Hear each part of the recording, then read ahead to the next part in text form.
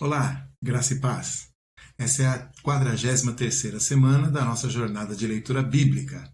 E dessa vez começamos o primeiro livro das Crônicas.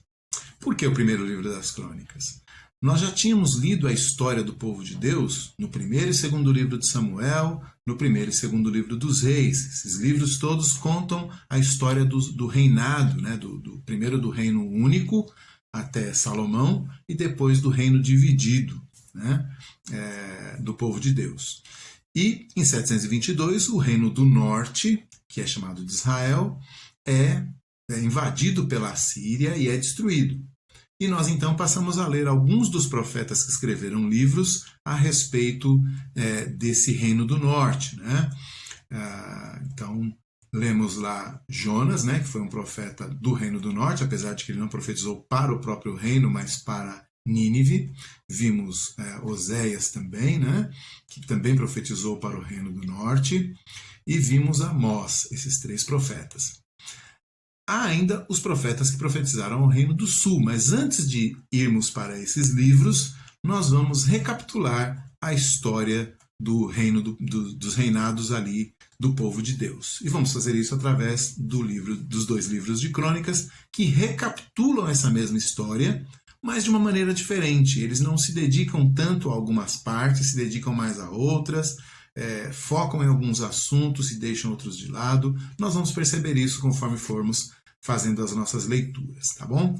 Então, primeiro livro dos Crônicas, nessa semana leremos do primeiro capítulo até o 9º, e esse é um trecho bastante específico, no qual o cronista, que é como nós chamamos o autor, ele faz uma genealogia desde Adão até Jacó, no primeiro capítulo, e depois continua essa genealogia para mostrar as 12 tribos de Israel, como elas se multiplicaram, do capítulo 2 até o 8, e por fim ele recupera a genealogia dos judeus que estão retornando do exílio da Babilônia, no capítulo 9. Então esse é o tema aí das nossas leituras dessa semana, e os meus destaques vão em primeiro lugar para o autor. Eu acabei de chamá-lo de cronista porque nós não sabemos quem escreveu. Isso não é novidade para nós, né? Nós não sabemos quem escreveu os livros de Samuel, os livros dos reis. Isso era bastante comum, né?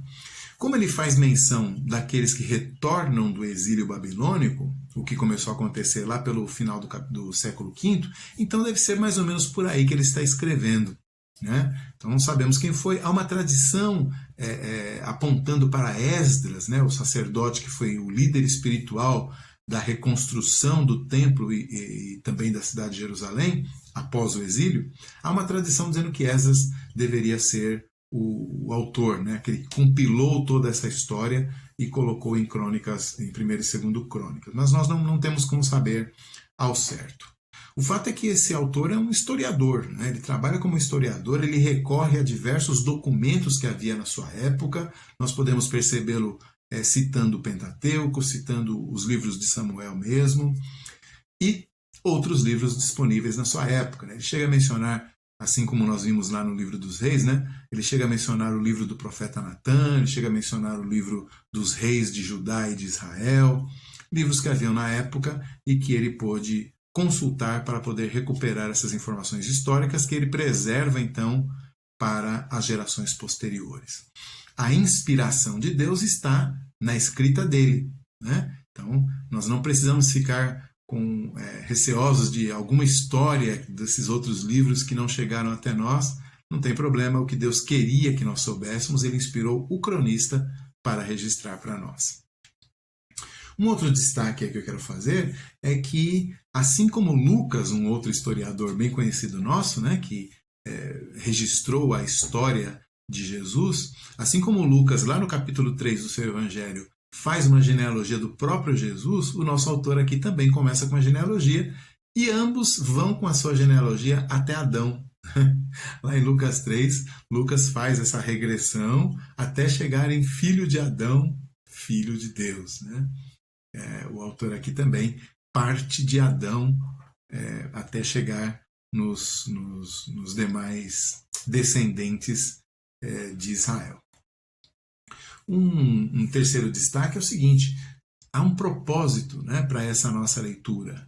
essas genealogias tinham um propósito muito claro na sua época, que era estabelecer, deixar muito claro que os exilados, aqueles que tinham ido para o exílio e agora estavam voltando depois de 70 anos, eles eram a continuação legítima do povo eleito de Deus, né? Então, vocês que estão aqui, ele diz no capítulo 9, leiam lá para trás que vocês vão ver que vocês são descendentes diretos daquelas 12 tribos de Israel, que por sua vez são descendentes diretos dos patriarcas, que por sua vez descendiam de Adão, e portanto é uma linha direta daquilo que Deus estava fazendo com o seu povo, né? Então isso era importante para ele, mostrar para aquele povo que estava voltando que eles eram o povo de Deus, assim como no passado haviam sido.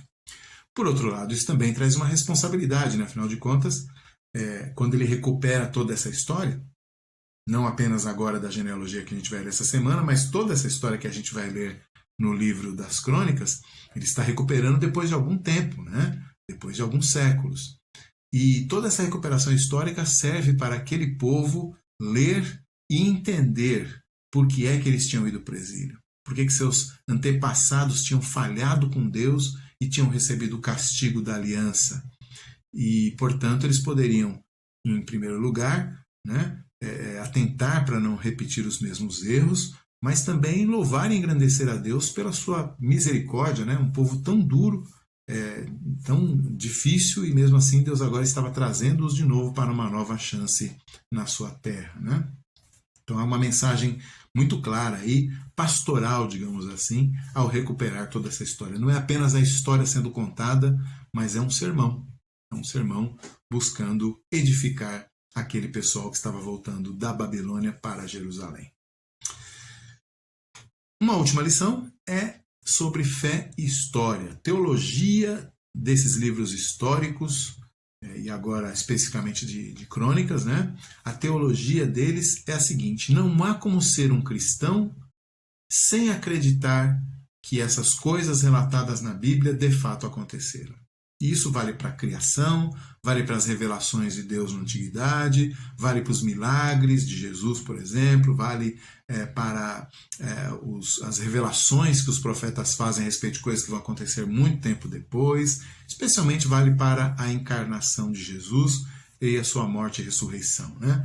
Essas coisas aconteceram, é histórico, são fatos, né? Não é possível divorciar a fé cristã da historicidade do que ela conta. Não dá para só, eu acredito em Jesus, mesmo que essas coisas não tenham acontecido, não importa. Importa sim. Essas coisas aconteceram porque é nesses acontecimentos históricos que está enraizada a fé cristã de verdade. E a gente tem esse exemplo no próprio apóstolo Paulo, na sua primeira carta aos Coríntios, no capítulo 15, ele começa a insistir, dizendo, olha, eu conheço pelo menos umas 500 pessoas que ainda estão vivas, dentre as quais muitas ainda vivas, que viram o Senhor Jesus ressuscitado.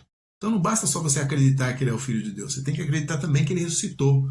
E aí ele inclusive termina dizendo assim: se Cristo não ressuscitou, é vã a nossa fé e ainda estamos nos nossos pecados. Então a fé cristã é uma fé histórica, porque ela se refere a coisas que aconteceram de verdade na história humana, porque Deus interagiu, interviu na história dos homens, né? Então Deus age na história humana e o seu agir fica registrado nela. É isso. Boa leitura para vocês, e a gente vai então seguindo com o primeiro livro das Crônicas até o final. Boa semana, até mais.